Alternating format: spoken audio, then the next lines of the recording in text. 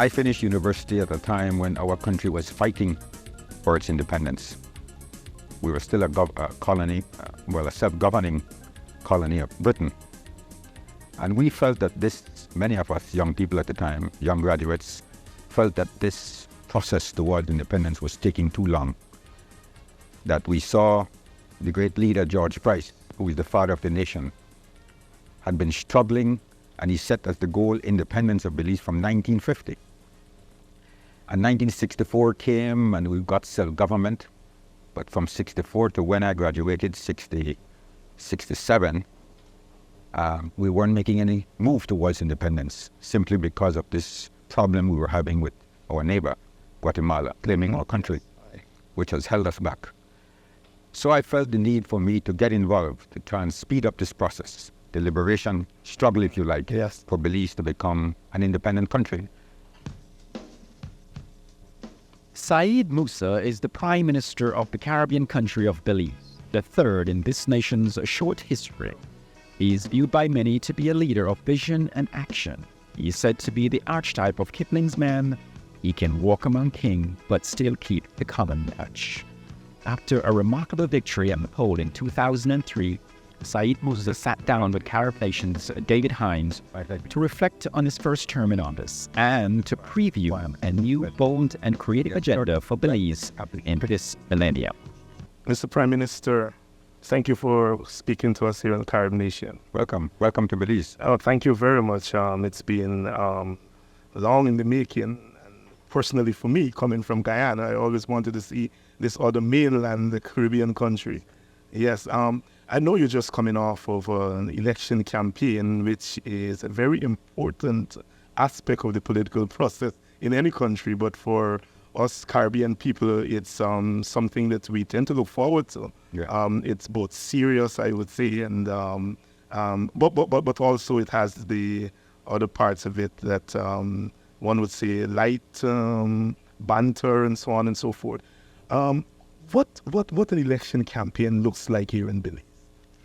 Well, this campaign in 2003 was different from any other, I must tell you. Normally, the campaign is a lot of public meetings in every street corner, you can imagine. In the case of Belize, of course, we have 6 districts. The country is well spread out. We are the size of a country like Salvador, 10 times the size of Jamaica. So we have a lot of ground to cover, a lot of rural communities.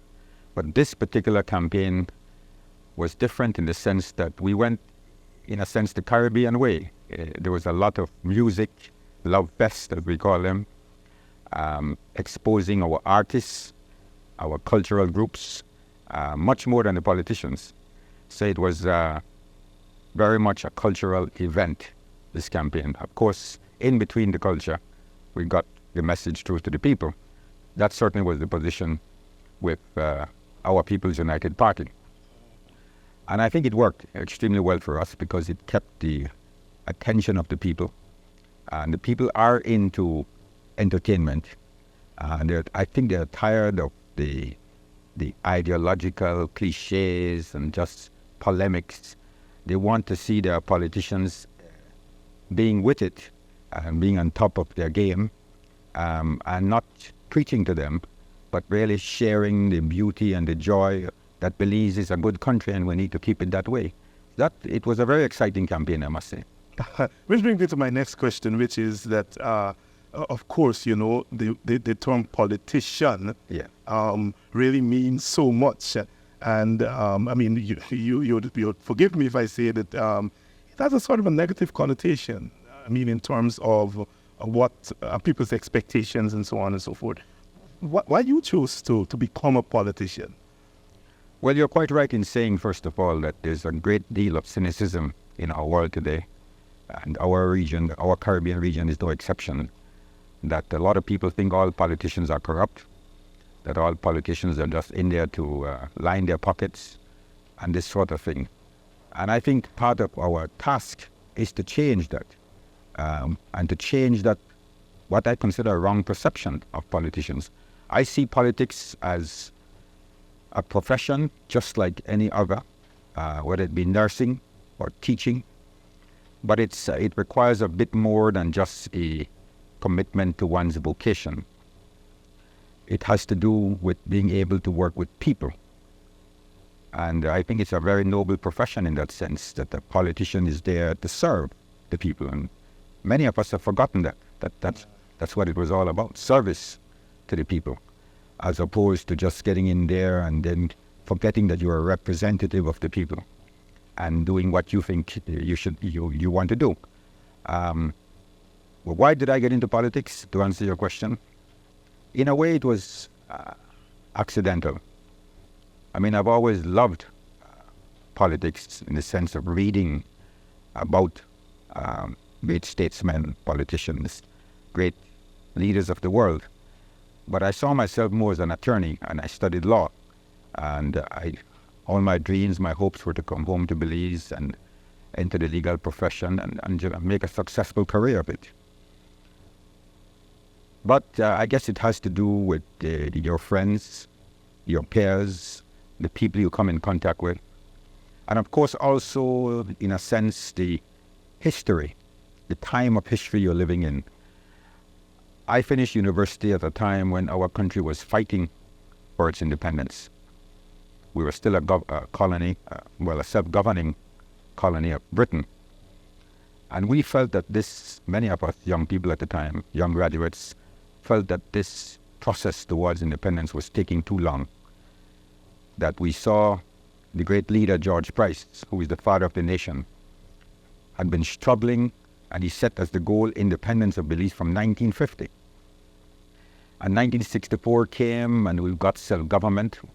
But from 64 to when I graduated, 67, we weren't making any move towards independence, simply because of this problem we were having with our neighbor, Guatemala, claiming our country, which has held us back.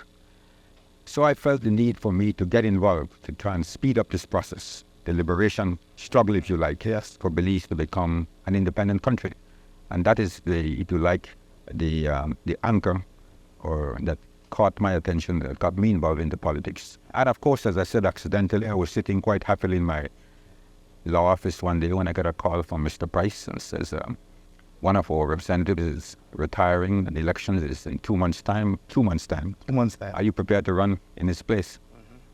And of course, I had to go through the process of being accepted by the branch committee and all that. But that's how I got into politics. And your first run for office, you lost? I lost. What did that do to you? Did you think at that time that this thing is not for me, I'm getting out of it, or? Not at all. I think defeat is a very healthy thing for any individual.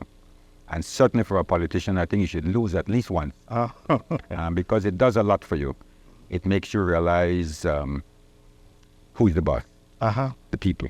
All right. And unless you can convince the majority of the people as to what your convictions are, what you stand for, you are wasting your time in politics. But if you can get your message out, and if the people believe in your sincerity, then you're halfway home already. Mm-hmm. Let me take you back a little bit, because I know you did a stint as a trade unionist for a while, and you were also involved in what sounded to me, I'm not too sure, like a kind of Black Power kind of organized. Talk a little bit about that early period before you jump into party politics. Okay. Well, when I first came home, this was I think 1968 is a transcendental period in the lives of many young people at the time. Yes, the Rodney riots in Jamaica, the Black Power movement. In the United States. Yes. The uprising in France, Europe. Yeah. And all this was going on in 68. But for us in this region, it was the consciousness that was being created about the ethnicity, about the Black Power movement, which in a sense was telling us that there are certain people in your society who are being held down simply by the color of their skin or because of their standing in society, as opposed to their merit as an individual. And we had people like Evan Hyde, who is now the publisher of the Mandala, Evan X. Hyde, and Assad Schumann. And we started out being part of this Black Power movement called UBAD, the United Black Association for Development. And many people at the time wondered, well, how could Musa be part of a Black Power movement? Well, I was about to ask that too. And the short answer to that was that we saw blackness, if you like, as being the non-white people of the world. The black, brown, yellow, and the red. The third world people. The people who were being oppressed and exploited. And we were able to expand this vision of the Black Power movement to include these people. And of course, we got a lot of the conscientization from reading works of people like Frantz Fanon, Wretched Up There. And of course, our leaders, our heroes at the time were the outstanding third world leaders, whether it be Nehru or Nkrumah, later on Mandela, and of course some of the leaders in the Black Power movement in the United States, including Malcolm X, who, so we were imbued and infused with that movement, and that's how I got involved. And later on, we sort of tried to take it to a political plane, and we formed a thing called the People's Action Committee. Not a party, pressure group. A pressure group, Right. To give it a more a class-conscious basis as well. And that's how it started out. As I said, I was interested in politics, but I was not I never planned to become a elected politician, if you like. So you see, Said Musa, you come from the tradition of the Rodneys and the Lloyd Bess and Clive Thomas and all of that New World movement, Right. coming through the Black Power into the whole class politics and so forth. And of course, you said you had to contend with the question of ethnicity here, because Black Power, by the nature of the Belizean society, had to take on a broader definition. Exactly. Let's talk a little bit about race and ethnicity here in Belize. You've been spared any kind of violent racial eruption, let's say as in the case of Guyana. Why? In spite of the fact that you have this kind of multi-ethnic society. Yes, as you say, we have a very multi-ethnic society. We have the Creole Belizean or the Afro Belizean. We have the Mestizo Belizean, Hispanic Belizean, coming from Mexico, originally their ancestors, or from Central America. We have the Maya, who are the indigenous, autochthonous people of Belize. And we have the Garifuna, another black Belizean group, also indigenous in a sense, who have close links with the Garifuna in other parts, St. Vincent and Grenadines. Right, yes. In fact, the Garifuna of Belize their ancestors came from St. Vincent down to Honduras. So they were banished from Exactly. Yes. And then many came to Belize, refuge. Yeah. How has it worked for us in Belize? I think this is one of the great tributes to Mr. Price, George Price, our first Prime Minister, and indeed the man who struggled for our independence, that he set as a goal the development of the Belizean identity. And he never spoke of ethnic groups. He spoke of forming a Belizean identity, the Belizean man, the Belizean woman. And I think he drummed that home over the years, the need for us to have this national identity as Belizean, whether you may have Arab background, or German, if you're a Mennonite, or Chinese, or Creole Belizean, or Garifuna, you're first and foremost Belizean. And that has served us well in our country. We've never had a race war in our country. And certainly there's a great deal of harmony in our country on the issue of ethnicity. That's not to say, as I was saying earlier, that we did not have our problems, and we may still have some underlying problems there that we need to deal with. The question of marginalization of certain groups, we have to be conscious of this all the time.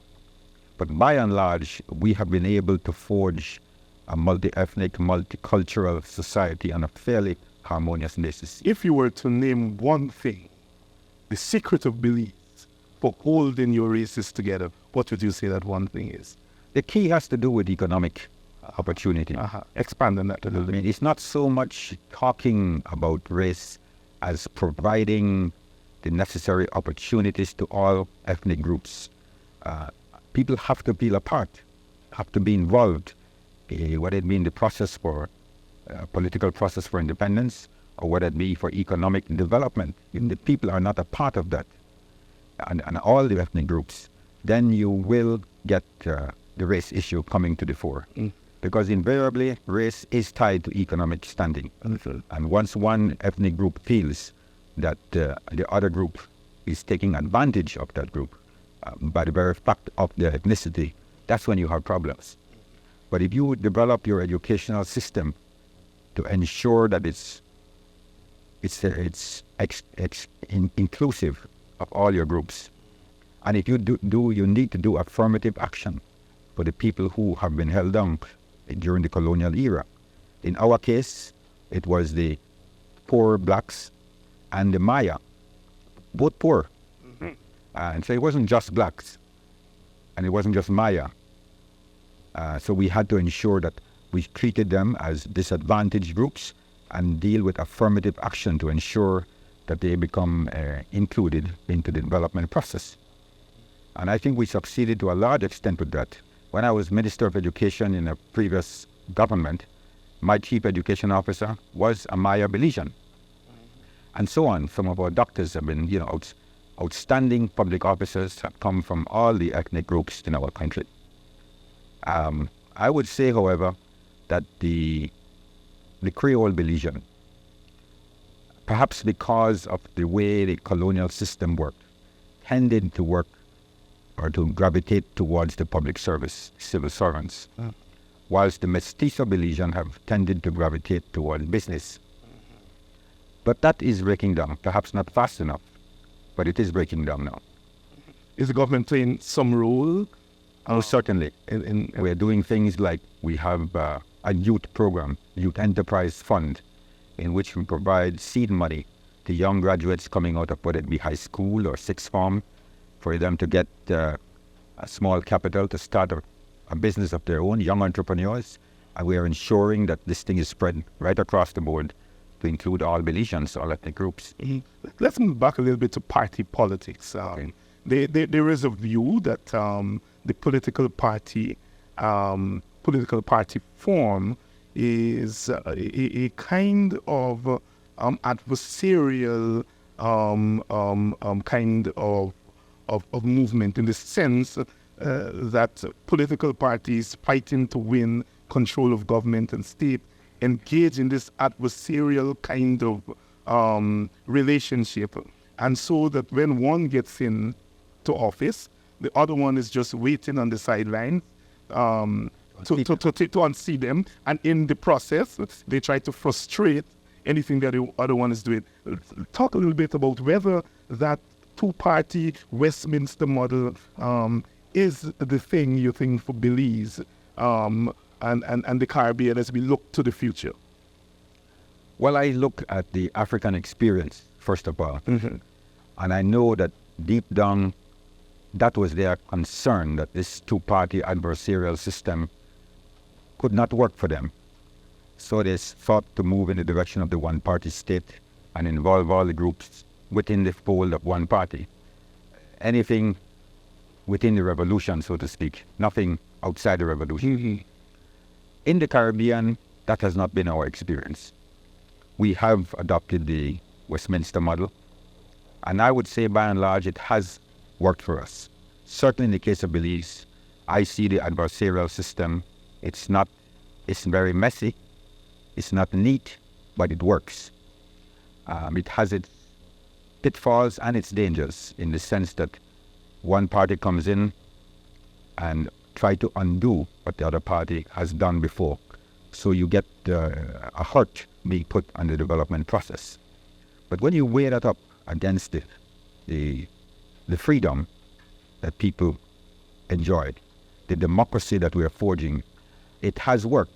And I think we have matured over the years that now, whilst in the past, certainly I have tried in the past government, and certainly will continue in this government, to change that perception that simply because the PUP government has won, it's not just PUP you're going to hire and they're going to retrench the UDPs, the opposition, from their jobs.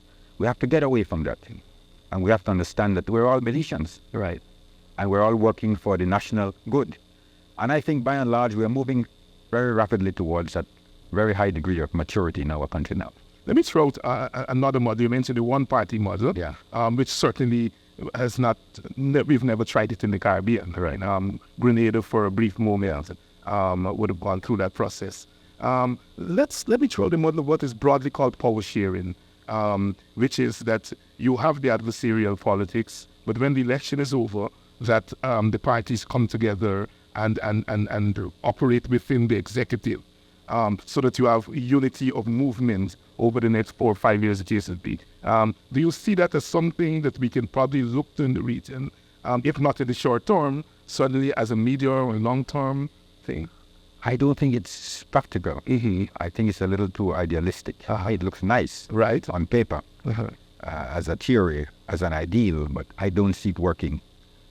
We are by nature into the, if you want to put it this way, the idea that you have to struggle to achieve. And the adversarial system, our judicial system is based on it.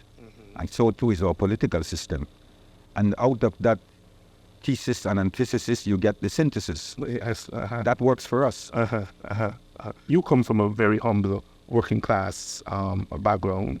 You've risen to the highest office in the state. I know you have a Governor General, but in terms of where the actual power lies, the Prime Minister. Talk a little bit about your journey from a humble person to become Prime Minister, and see if you can cast that in the mold of what can be achieved by someone who was born poor. Yes, I was born in a little town to the west of us here in San Ignacio. And my mother went as far as Standard 6 primary school. My father, who is an immigrant and got married, met my mother here in Belize, was attending university in his country back in Palestine before he came to Belize. But we were, yes, very poor, certainly when I was growing up. The family had its ups and downs. My father was a merchant, and small merchant, shopkeeper. And later on, he became a manager for others. In fact, his last job was managing the Belize Times, our party newspaper. But we grew up knowing the value of hard work, that you want to achieve, you have to work for it. And going through school, I used to sell tamales to make ends meet, to assist my mother. You know, it's going from house to house on the street selling tamales. And it also taught me that no matter how humble the work that you're doing, if it's a clean, honest way of doing it, there's no need to be ashamed of it. I say this because the values that we have developed over the years, like today, many young people would, even though they may be poor, would feel a sense of shame in going out to sell something on the street. And I think that's one of the terrible things that has happened to us, to our societies, that humble work, or no matter whatever the nature of it. In England, it was the charwoman. No? People used to look down on that. And that was such a healthy profession for these women, because they work hard for their families to do that, to clean homes for people. And even today, of course, we call it different things now. But that certainly is how I was brought up. I had to work hard, I had to struggle. I was the first one in the family to get the opportunity to go to sixth form and at the university. I come from a family of 8, 5 boys and 3 girls. So my family had it hard. But my parents certainly imbued in me the Christian values of the need to be honest, the need to be true to yourself, and the need to strive for excellence. And I was fortunate that I worked hard and I was able to come first in all my subjects at school, at high school, and so I got the chance to go to sixth form and then university, where I went to Manchester in England. I did law, and then the rest is recent history as history. Yeah. We started with a politician and politics. And, yeah. I want to end that. Lots of young people these days are not so much excited about getting into politics as you were in the 60s and early 70s.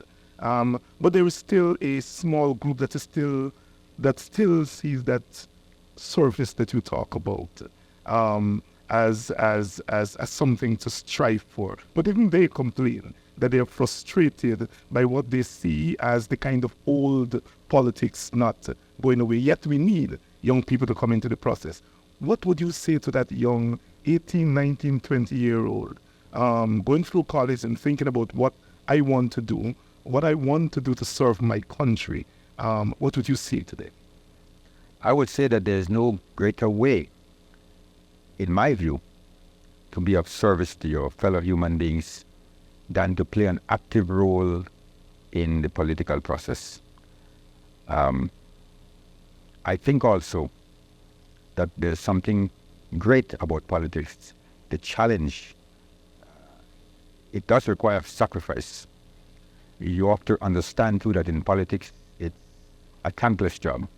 If you're looking for people to be thanking you all the time for whatever you do, then it should not be politics. Maybe you should stick to being a teacher, perhaps, or an attorney winning a case, or a doctor performing a medical surgery that's successful. But politics, I think you have to have it within you, first of all.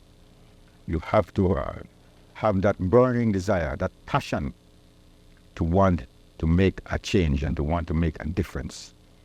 I think to bring about change, politics is a necessary tool that you need. And so if any person who has that drive, that ambition, that passion for wanting to see things done differently and in a better way, politics is the vehicle. And on that positive note, better to give such advice than one who has made it all the way from the top, starting at the bottom. Prime Minister Syed Musa, it's a pleasure speaking with you. Thank you.